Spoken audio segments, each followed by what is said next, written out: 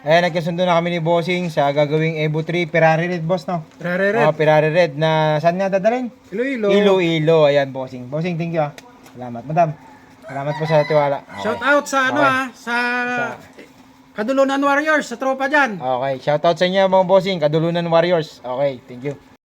Ayan, magandang araw mga bossing. Meron na naman tayong customer. At napaano naman, kanina ikot-ikot sila dito. So, anong gagawin natin, sir? Evo 3. Anong kulay? Ferrari Red. Ferrari Red. Yan mga bossing, oh. Taga saan niya kayo, boss?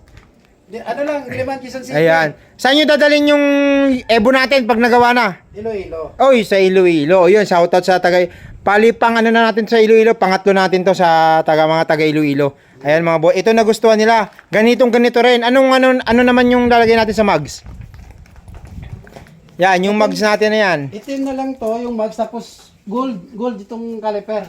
Gold yung caliper. Tapos yung pinaka-mugs niya, black. Black, oh. Ano yung flat black lang po ba yun o glossy? Lucy. Glossy na. Okay, sige.